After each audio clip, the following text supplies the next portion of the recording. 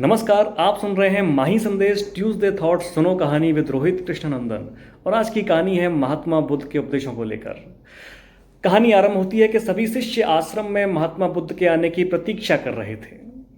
जैसे ही महात्मा बुद्ध का निर्धारित समय हुआ वो आश्रम में आए तो सभी शिष्य आश्चर्यचकित हो गए, क्योंकि उनके हाथों में एक रस्सी थी।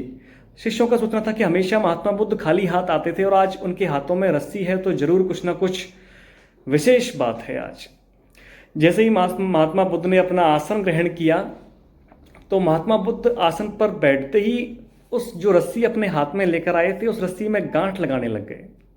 सभी शिष्य एक टक निहारने लग गए, एक टक देखने लग गए कि आज कुछ ना कुछ विशेष बात है इस रस्सी में।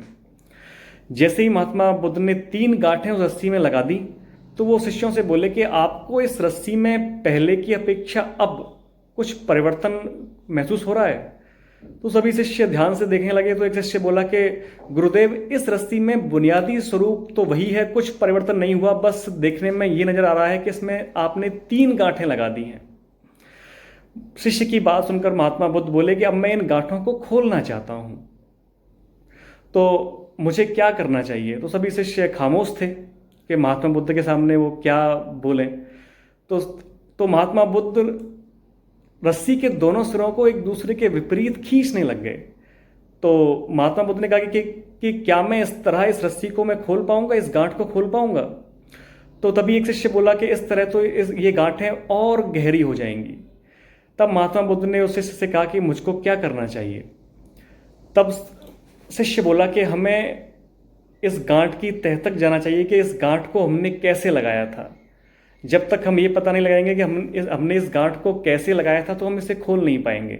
महात्मा बुद्ध ने कहा कि मैं यही सुनना चाहता था।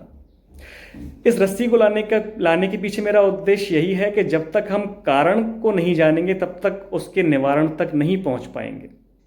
आपने देखा कि इस रस्सी में 3 गांठें लगने के बावजूद भी इसके बुनियादी स्वरूप में कोई परिवर्तन नहीं हुआ। ठीक उसी तरह मनुष्य में भी कोई विकार उत्पन्न हो जाने पर भी उसकी अच्छाइयों का कभी अंत नहीं होता। इसलिए इस कहानी का यही उद्देश्य है कि जो महात्मा बुद्ध कहना चाहते हैं कि हमेशा कारण को पहचानें।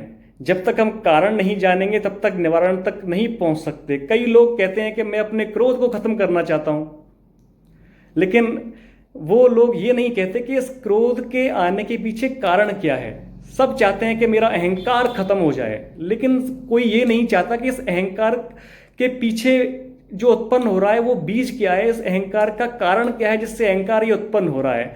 इस कहानी का उद्देश्य यही है दोस्तों कि कारण को पहचानें। जीवन है तो समस्या तो आएंगी और समस्या है तो समाधान जरूर होगा। फिर मिलेंगे आपसे अगले मंगलवार एक नई कहानी को लेकर। आप देखते रहिए माही संदेश।